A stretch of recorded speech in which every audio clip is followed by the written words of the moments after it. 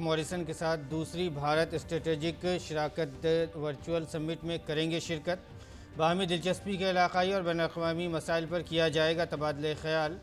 Meeting से पहले Morrison ने कहा दोनों फ़रीक यूक्रेन की सूरत हाल और हिंद बहरुल काहिल पर उसके मुज़मरात समेत मुतअद्दिद इलाक़ाई और कसीर जहती उमूर पर भी करेंगे बातचीत। वज़ीर ख़ारजा डॉक्टर एस जयशंकर नई दिल्ली में ऑस्ट्रेलिया के वज़ीर ख़ारजा अलेक्जेंडर शालीनबर्ग के साथ बातचीत। दोनों रहनुमाओं के दरमियान हिंद बहरुल काहिल समेत इलाक़ाई सलामती के मसाइल और यूक्रेन में रूस की जंग की आलमी मुज़मरात पर तबादला ख़याल। असम्बली इंतख़ाबात में शानदार जीत के बाद बीजेपी मुक़न्नना पार्टी की उत्तराखंड और गोवा में मीटिंग। दोनों रियासतों में होने वाले इजलास में वज़ीर आला के नाम का किया जाएगा ऐलान। वज़ीर दिफ़ा राजनाथ सिंह और मीनाक्षी लेखी उत्तराखंड के तो मरकज़ी वज़ीर नरेंद्र सिंह तोमर और एल मुरुगन गोवा के होंगे मुबस्सिर।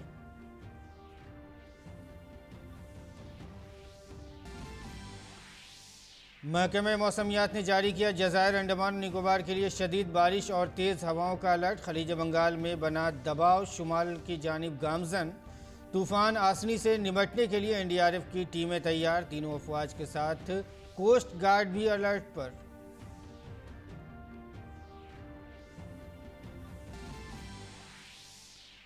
मारियोपोल में जारी तनाज़ा के बाद रूस का यूक्रेन की फ़ौज से हथियार डालने का मुतालबा। यूक्रेन के नायब वज़ीर आज़म का जवाब, हथियार डालने का सवाल ही पैदा नहीं होता।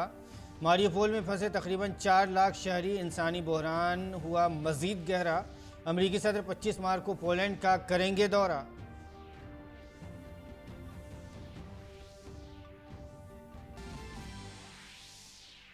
और ऑल इंग्लैंड बैडमिंटन चैंपियनशिप के फाइनल में थमा लक्ष्य सेन का कारवां। आलमी नंबर 1 विक्टर एक्सेल्सन के खिलाफ सीधे गेम्स में मिली शिकस्त। वज़ीर आज़म मोदी ने की लक्ष्य सेन की ज़बरदस्त खेल और जोशो जज्बे की सताइश। ट्वीट में लक्ष्य के लिए नए ख्वाहिशात का किया इजहार।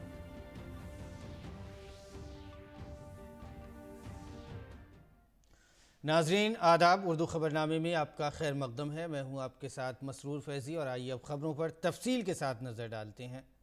वज़ीर आज़म नरेंद्र मोदी और ऑस्ट्रेलियाई वज़ीर आज़म स्कॉट मॉरिसन आज दूसरी इंडिया ऑस्ट्रेलिया ऑनलाइन चोटी कॉन्फ्रेंस में शिरकत करेंगे। वज़ारत ख़ारजा के बयान में कहा गया है कि ये चोटी कॉन्फ्रेंस 4 जून 2020 को हुई तारीख़ी पहली ऑनलाइन चोटी कॉन्फ्रेंस के बाद हो रही है। पहली चोटी कॉन्फ्रेंस में दोनों ममालिक ने अपने दो तरफ़ा ताल्लुक़ात की हैसियत को एक जामे स्ट्रेटेजिक शराकतदारी तक पहुँचाया था। इस वर्चुअल समिट में दोनों रहनुमा जामे स्ट्रेटेजिक पार्टनरशिप के तहत किए गए मुख्तलिफ इक़दामात पर होने वाले पेशरफ्त का जायज़ा लेंगे।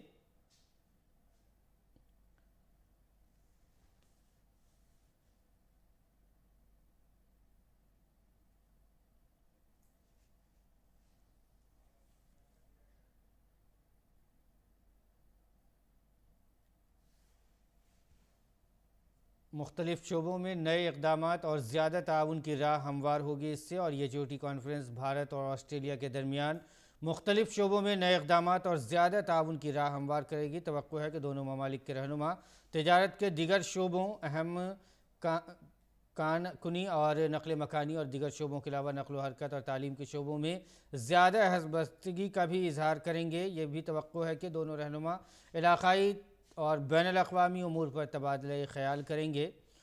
वज़ारत ख़ारजा ने कहा है कि सरबराह इजलास में अहमियत को ये उजागर करता है कि जो दोनों ममालिक अपने दो तरफ़ा ताल्लुक़ात और इलाक़ाई और बैनुल-अक़वामी मसाइल में करीबी ताउन देते हैं। भारत ऑस्ट्रेलिया जामे स्ट्रेटेजिक पार्टनरशिप ने आगे बढ़ने की रफ्तार को बरकरार रखा है। दोनों ममालिक कोविड-19 की वबा के बावजूद पब्लिक एडमिनिस्ट्रेशन और गवर्नेंस समेत साइंस और टेक्नोलॉजी, दिफा, साइबर, अहम और स्ट्रेटेजिक मवाद, आबी वसाइल के इंतज़ाम के शोबों में करीबी ताउन जारी रखे हुए है।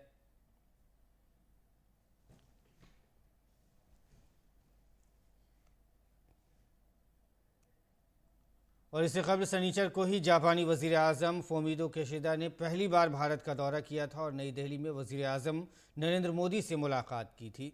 इस मीटिंग में दोनों ममालिक ने हिंद बहरुल काहिल खित्ते में बैनुल-अक़वामी क़ानून पर मबनी नज़्म को बरकरार रखने के अपने अज़्म का इआदा किया था। भारत जापान पार्टनरशिप को और गहन करना, सिर्फ दोनों देशों के लिए ही महत्वपूर्ण नहीं है, इससे इंडो पैसिफिक क्षेत्र और पूरे विश्व के स्तर पर भी पीस, प्रॉस्पेरिटी और स्टेबिलिटी को प्रोत्साहन मिलेगा। वज़ीर ख़ारजा डॉक्टर एस जयशंकर ने इतवार को नई दिल्ली में ऑस्ट्रेलिया के वज़ीर ख़ारजा अलेक्जेंडर शॉलिनबर्ग से मुलाकात की। दोनों वज़रा के दरमियान होने वाली मुलाकात में दो तरफ़ा ताल्लुक़ात को मज़ीद मजबूत बनाने पर तबादला ख़याल किया गया। ऑस्ट्रेलिया के वज़ीर ख़ारजा भारत के 3 रोज़ा सरकारी दौरे पर हैं। बाद अज़ां वज़ीर ख़ारजा ने ट्वीट करते हुए कहा कि शॉलिनबर्ग से मुलाकात बहुत अच्छी रही। गुज़िश्ता दहाई में भारत की तरक्की के ताल्लुक़ से उनकी बसीरत की तारीफ़ की। उन्होंने कहा कि बातचीत जामे और मुफीद थी।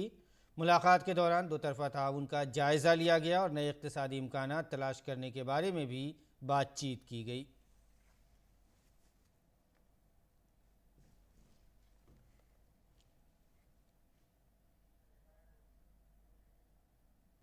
और बुलेटिन में आगे बढ़ते हैं। बजट इजलास के दौरान आज ऐवान बाला यानी राज्यसभा में बजट पर आम बहस शुरू होगी। जम्मू कश्मीर के लिए सप्लीमेंट्री डिमांड्स फॉर ग्रांट्स और बजट पर बहस फहरिस्त में शामिल हैं। वजारत रेलवे के कामकाज पर भी बहस जारी रहेगी। वहीं दूसरी तरफ आम बजट पर बहस के दौरान साल 2022 और 23 के लिए सड़क नकलो हमल और शाहराहों की वजारत, शहरी हवाबाजी की वजारत और बंदरगाही जहाज़रानी और आबी गुजरगाहों की वजारत के मुतालबात पर बहस और वोटिंग फहरिस्त में शामिल है।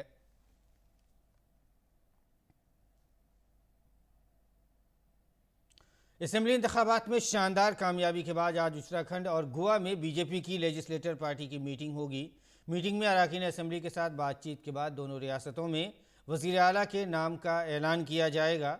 उत्तराखंड में वज़ीर दिफा राजनाथ सिंह और मीनाक्षी लेखी मुशाहिद की जिम्मेदारी निभा रहे हैं, जबकि गोवा में इसकी जिम्मेदारी मरकज़ी वज़ीरा नरेंद्र सिंह तोमर और एल मुरुगन पर है। क़ब्ल अज़ीं वज़ीर दाखिला अमित शाह ने नई दिल्ली में अपनी रिहाइशगाह पर उत्तराखंड में हुकूमत साजी के ताल्लुक़ से मीटिंग की। मीटिंग में उत्तराखंड के निगरान वज़ीर आला पुष्कर सिंह धामी और बीजेपी के सदर JP नड्डा भी मौजूद थे। उत्तराखंड में हुकूमत साजी का अमल जारी है, लेकिन हतमी फैसला लेजिस्लेटर पार्टी की मीटिंग के बाद ही किया जाएगा। उत्तराखंड लेजिस्लेटर पार्टी की मीटिंग आज शाम देहरादून में होगी। भारतीय जनता पार्टी ने उत्तराखंड असेंबली इंतखाबात में 70 में से 47 सीटों पर कामयाबी हासिल की है। गोवा में भी आज शाम बीजेपी अरकान असेंबली की मीटिंग में वज़ीर आला का नाम सामने आएगा। एन बीरेन सिंह एक बार फिर मणिपुर के वज़ीर आला होंगे। इतवार को इम्फाल में बीजेपी कानून साज पार्टी की मीटिंग में इत्तफाक़ राय से उन्हें लीडर मुंतखब किया गया। मीटिंग में बीजेपी के मरकज़ी मुशाहिद निर्मला सीतारमन, भूपेंद्र यादव, किरण रिजिजू और संबित पात्रा भी शामिल हुए। निर्मला सीतारमन ने बीरेन सिंह को फिर से वज़ीर आला बनाए जाने के फैसले का खैर मकदम किया। It's a good decision taken unanimously by everybody, and it will ensure that Manipur has a very good, stable and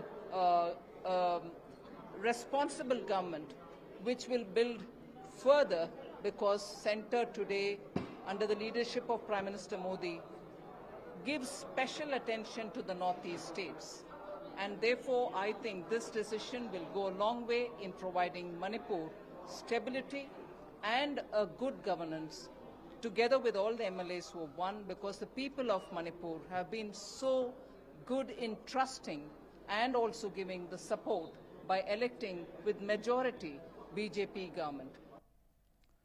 महकमे मौसमियात का कहना है कि जज़ायर अंडमान व निकोबार में गर्दाबी तूफ़ान के सबब पीर को तेज़ हवाएं चलेंगी और तेज़ बारिश भी होगी। महकमे के मुताबिक खलीज बंगाल में बना कम दबाव का इलाका अब शुमाल की जानिब बढ़ रहा है। ऐसे में माहीगीरों को समंदर में नहीं जाने का इंतबाह जारी किया गया है। साथ ही मकामी बाशिंदों और सयाहों को भी घर से नहीं निकलने का इंतबाह जारी किया गया है। हालांकि इस गर्दाबी तूफ़ान का असर उड़ीसा और आंध्र प्रदेश के साहिली इलाकों में नहीं होगा।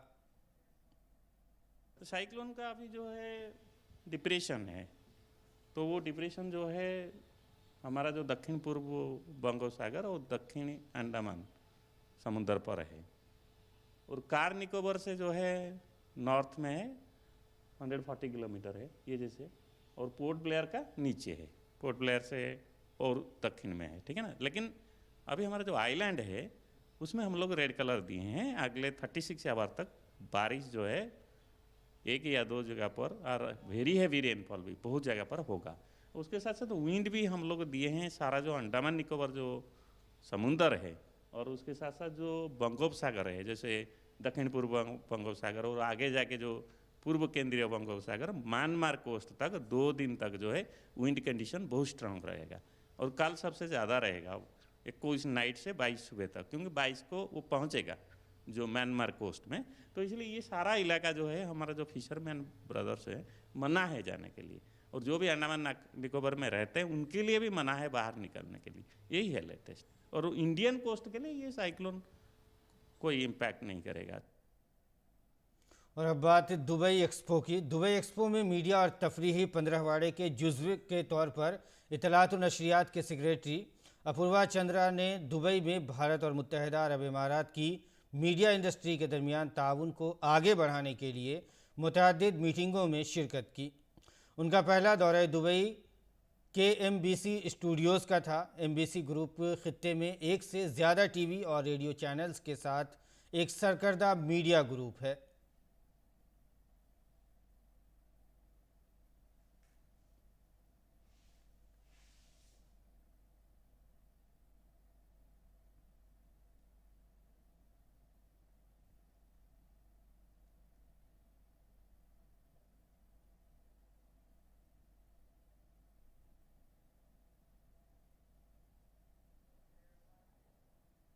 MBC is the largest Middle East broadcaster. It operates in 15 countries in the Middle East. They are producing content in Arabic, and they are running 16 channels. And interesting thing is that one of the channels which they are running is called MBC Bollywood. So there they are dubbing the Bollywood content, our serials from India, as well as movies into Arabic and broadcasting them, and it is a very successful channel. And they are looking for more collaboration for content with India, so that our Indian stories can be made with Arabic actors in the Middle East. इत्तलात और नशरियात के secretary Apoorva Chandra ने Dubai में Dubai expo में AR Rahman के फिरदौस studio का भी दौरा किया।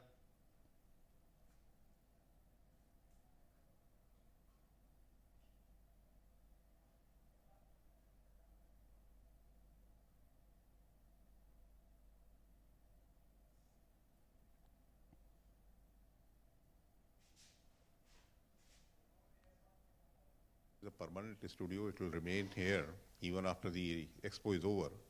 And Mr. Rahman is actually a national treasure for us. And I think in the Middle East also, everybody is a fan of him. And everybody would like to benefit from his talents. And this particular studio is a testament to his talent, where his talent has been recognized in the Middle East also, and they've given him this permanent facility to create music. Dubai expo के secretary Apoorva Chandra ने event management पर गोल मेज conference में भी हिस्सा लिया। तवज्जो इस बात पर मरकूज थी कि भारत और मुत्तहिदा अरब इमारात में टीमों और कंपनियों के दरमियान किस तरह बेहतर रवाबित को फ़रोग़ दिया जाए।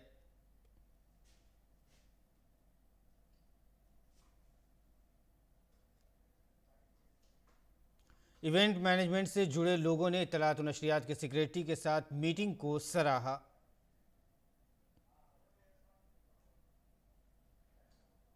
I thought it was very interesting, a great initiative to see how we can collaborate with India and develop their events ecosystem, taking the experience from Dubai and what Dubai has achieved over the last 20 years. And I think there's a lot of potential to be able to share ideas and to share to share a future. So I think it's a very good meeting. I think it was a great starting point where the industry professionals came together, and I think there's a lot of potential and benefit for the industry, both here as well as in India, to benefit from it. I think today's discussion was really good to be able to have those cross-cultural dialogues, to understand the industry both in India and also what's happening here in Dubai and the UAE, and to start having that conversation, that synergy, so that we can continue to collaborate and do great things into the future. India Pavilion Dubai expo 2020 में शायकीन के लिए सबसे ज़्यादा मकबूल जगहों में से एक है। लंबी कतारों में इंतज़ार करने वाले लोगों ने अपना तजुर्बा मुश्तरक किया।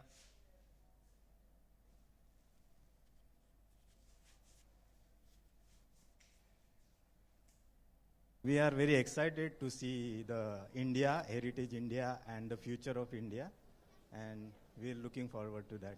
I'm looking forward to like some of the historical and cultural factors of India and some part of the nature of India. We are kind of expecting more of a technology and the future innovations which is going to come up. So we are expecting more from the pavilion.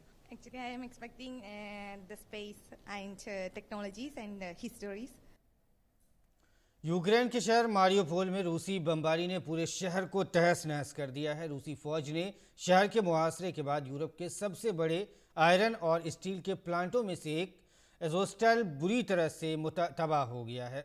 धीरे धीरे रूसी फौज शहरों में दाखिल हो रही है। लोग हज़ारों की तादाद में बंकरों में रूपोश हैं। रूसी हमले में आम शहरी भी बड़ी तादाद में मारे गए हैं। हलाक होने वालों को इज्तिमाई कब्रों में दफनाया जा रहा है। रूस यूक्रेन के ज़्यादातर जनूबी साहिल पर कब्ज़ा की समत में तेज़ी से कदम बढ़ा रहा है। रूस और यूक्रेन के दरमियान जंग में मारियोपोल शहर वक़ार की जंग बन गया है। मारियोपोल शहर मगरिब में क्रीमिया के रूस से मुत्तसिल जजीरे और मशरिक़ में डोनेट्स्क के इलाके के दरमियान है। ये इलाका जुज़वी तौर पर रूस हामी अलहदगी पसंदों के कंट्रोल में है और यूक्रेन ने इतवार को जंग ज़दा इलाकों में फंसे लोगों को निकालने के लिए 7 इंसानी राहदारी खोल दी है। यूक्रेन के नायब वज़ीर आज़म ने कहा कि इतवार को मजमूई तौर पर 7,295 अफराद को यूक्रेन के शहरों से इंसानी हमदर्दी की राहदारियों के ज़रिए निकाला गया है। ख्याल रहे कि 24 फरवरी को रूसी जारहियत शुरू होने के बाद से यूक्रेन ने ऐसे इलाकों से तकरीबन 1.90 लाख अफराद को निकाल चुका है।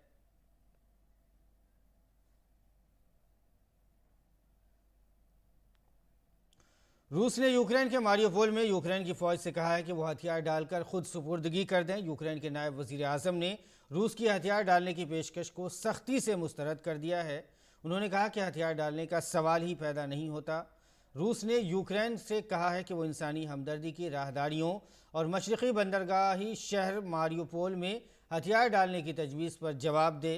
रूसी नेशनल डिफेंस मैनेजमेंट सेंटर के डायरेक्टर ने कहा है कि एक खौफनाक इंसानी आफत ने जन्म लिया है। उन्होंने कहा कि हथियार डालने वाले तमाम अफराद को मारियोपोल से महफूज निकलने की यकीन दहानी कराई जाती है। उन्होंने कहा कि अगर मकामी हुक्काम हथियार डालने की शराइत पर राज़ी नहीं हुए तो उन्हें फ़ौजी ट्रिब्यूनल का सामना करना पड़ेगा।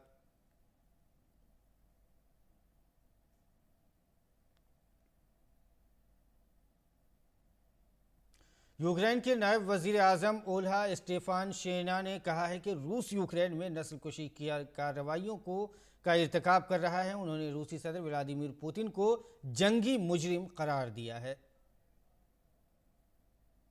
Putin and Kremlin are the war criminals. They commit the war crimes and they do the targeted attempts to attack Ukrainian population. And you see it by the wording on the denazification he's using. So it's not a question. It's simply the reality we all face in the 21st century. Pakistan की कौमी assembly के chairman Asad Qaiser ने 25 मार्च को ऐवान ज़ेरी का इजलास तलब किया है, जिसमें वज़ीर आज़म इमरान खान के ख़िलाफ़ अपोजिशन की तहरीक अदम एतमाद पर बहस की जाएगी। इस हवाले से इतवार को कौमी असम्बली सेक्रेटरीट ने नोटिफिकेशन जारी किया है। कौमी असम्बली के ऐवान ज़ेरी का इजलास से मुश्तरका अपोजिशन की जानिब से आइन के आर्टिकल 54 के तहत वज़ीर आज़म के ख़िलाफ़ 8 मार्च को अदम एतमाद की तहरीक के नोटिस के बाद तलब किया गया है।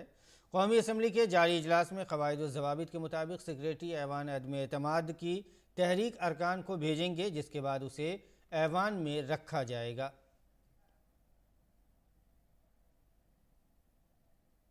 और अब बात कोरोना की सूरत हाल की। दुनिया में कोरोना इन्फेक्शन के मामलात की तादाद 47 करोड़ हो गई है। 47 करोड़ में से 40 करोड़ लोग कोरोना इन्फेक्शन से सेहतयाब भी हो चुके हैं। कोरोना के बायस दुनिया भर में 60,98,000 से ज़ायद अफराद जान की बाजी हार चुके हैं। अमेरिका में सबसे ज़्यादा 8 करोड़ 14 लाख कोरोना के मामले सामने आए हैं, जबकि 9,97,000 अफराद लुक़्मे अजल बन चुके हैं। यूरोप के कोरोना बहरान बदस्तूर एक मसला बना हुआ है। फ्रांस में कोरोना के 24 लाख, बरतानिया में 2 करोड़ और जर्मनी में 1 करोड़ 85 लाख मामले सामने आए हैं। रूस में 1 करोड़ 75 लाख अफराद कोरोना इन्फेक्शन का शिकार हो चुके हैं।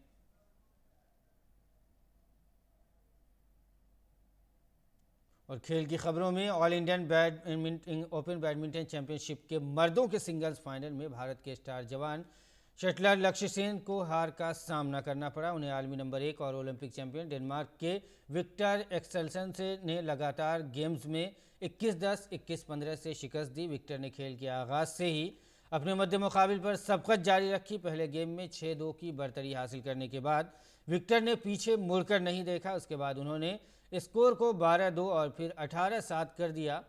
लक्ष्य ने ज़रूर कुछ पॉइंट हासिल किए, लेकिन ये काफ़ी नहीं था और विक्टर ने पहला गेम 21-10 से जीत लिया। दूसरे गेम में लक्ष्य ने वापसी की और फिर दोनों 4-4 की बराबरी तक पहुंचे। इसके बाद विक्टर ने कई स्मैश लगाए और स्कोर को 11-5 कर दिया। उसके बाद उन्होंने 17-11 की बढ़तरी हासिल की और फिर गेम और मैच को 21-15 से जीत लिया। इस शिकस्त के बावजूद लक्ष्य सेन ने तारीख रकम की है। वो इस बावकार मुकाबले में तमगा जीतने वाले चौथे भारतीय मर्द बैडमिंटन खिलाड़ी बन गए हैं।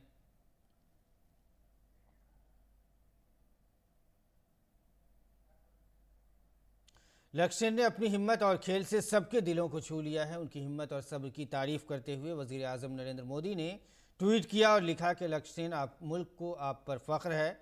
आपने बहुत सब्र और इस्तकामत का मुजाहरा किया और एक ज़बरदस्त चैलेंज किया, मुकाबला किया। आपके मुस्तकबिल की कोशिशों के लिए नेक ख्वाहिशात। मुझे यकीन है कि आप कामयाबी की नई बुलंदियों को छूते रहेंगे। और वहीं मरकज़ी वज़ीर खेल अनुराग सिंह ठाकुर ने भी ट्वीट करके लक्ष्य सेन की हौसला अफजाई की है। उन्होंने ट्वीट करते हुए लिखा, मुल्क को आप पर फ़ख्र है लक्ष्य सेन, सफ़र लंबा है, आप उसी ताकत के साथ आगे बढ़ते रहें।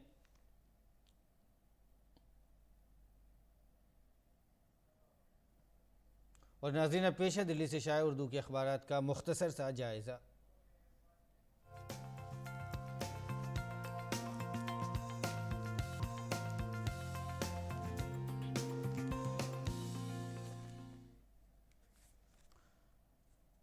और नाज़रीन, अखबारात के जायज़े में आइए सबसे पहले नज़र डालते हैं रोज़नामा राष्ट्रीय सहारा की अहम सुर्खियों पर। राष्ट्रीय सहारा ने जो पहली अहम सुर्खी लगाई है वह साफ़ तवानाई के शोबे में हमारी शराकत दारी फैसला कौन, Hindustan Japan clean energy partnership का अहद, वज़ीर आज़म मोदी की जापानी हम मनसब से 2 तरफ़ा मीटिंग और हिंदुस्तान और जापान ने तवानाई के मुख्तलिफ इक़दामात पर बाहमी ताउन के लिए Hindustan Japan clean energy partnership का अहद किया है। उसके तहत दोनों ममालिक इलेक्ट्रिक गाड़ियाँ और इसके अलावा बैटरियाँ, शमसी और हवा की तवानाई और टेक्नोलॉजी, बायोफ्यूल के अलावा दीगर अहम चीज़ों का तबादला करेंगे। आगे बढ़ते हैं। रोज़नामा राष्ट्रीय सहारा की एक और अहम खबर जो सफ़े अव्वल की अहम सुर्खी है, माली साल 2022 में जायदादों की फ़रोख्त में इजाफा हुआ है। स्टाम्प ड्यूटी और रजिस्ट्रेशन फ़ीस का कलेक्शन 1 लाख करोड़ से मुतजाविज़ कर गया है। मुल्क में माली साल 2021-22 में बड़ी तादाद में लोग जायदादें जैसे ज़मीन, मकान वगैरह में सरमायाकारी कर रहे हैं, ये अखबार ने लिखा है। आगे बढ़ते हैं। रोज़नामा इनकलाब की अहम खबरों की बात करें तो जो अहम सुर्खी है वो उत्तर प्रदेश के वज़ीर आला की हल्फ बर्दारी की तैयारियों को लेकर है। हल्फ बर्दारी तकरीब के लिए काना स्टेडियम में तैयारियाँ ज़ोरों पर। सिक्योरिटी के पेश नज़र स्टेडियम के अंदर और बाहर दोहरे हिफाजती हिसार के लिए मजबूत ब्लूप्रिंट तैयार करने में पुलिस अहलकार मसरूफ़ हैं। वाजपेयी इंटरनेशनल लखनऊ में ये मुनक़िद किया जाना है। ये तकरीब उसी को अखबार ने जगह दी है। एक और अहम खबर हम आपको दिखा देते हैं। सहाफ़ी मौलाना दरियाबादी की तरह ख़बर नज़र के जामे बने। उर्दू सहाफ़त के 200 साल मुकम्मल होने पर AMU ओल्ड बॉयज़ एसोसिएशन व सिद्क़ फाउंडेशन के इश्तराक से सेमिनार का इनेक़ाद किया गया, जिसमें अहम शख्सियात ने तबादला ख्याल किया और कहा कि सहाफ़ी मौलाना दरियाबादी की तरह ख़बर नज़र के जामे बने। आलमी सफ़े की अगर सुर्खियों की बात करें तो जो इनकलाब के आलमी सफ़े की सुर्खी है वो है रूस का फ़ौजी बैरक्स पर हमला, 100 से ज़ायद यूक्रेनी फ़ौजी हलाक। यूक्रेन में तनसीबात पर रूस के मिसाइलों के हमले, स्टील प्लांट और स्कूल को भी नुकसान। मारियोपोल का मुहासरा सदियों तक याद रखा जाएगा, ये रूसी वज़ीर आज़म का कहना है। आगे बढ़ते हैं। रोज़नामा हमारा समाज की अहम सुर्खियों की बात करें तो सफ़े अव्वल पर जो सुर्खी लगाई गई है वो है वज़ीर आज़म नरेंद्र मोदी बने दुनिया के मकबूल तरीन रहनुमा। 13 आलमी रहनुमाओं की दर्जाबंदी के चार्ट में सरे फहरिस्त। मॉर्निंग कंसल्ट के ग्लोबल लीडर अप्रूवल रेटिंग में मिली वज़ीर आज़म को मकबूलियत। एक और ख़बर हम आपको दिखा देते हैं। चीनी के पैदावार को एथेनॉल में तब्दील करने की ज़रूरत है। ये रोड ट्रांसपोर्ट और हाईवेज़ के वज़ीर नितिन गडकरी ने कहा है। उनका कहना है कि मुल्क में तवानाई की ज़रूरत को मद्देनज़र रखते हुए साफ़ तवानाई के लिए चीनी की पैदावार को कम करके इथेनॉल की पैदावार को बढ़ाने की ज़रूरत है। तो नाज़रीन, ये था दिल्ली से शाये उर्दू के अखबारात का मुख्तसर सा जायज़ा। और आइए अब जान लेते हैं क्या है मुल्क के मौसम का मिजाज।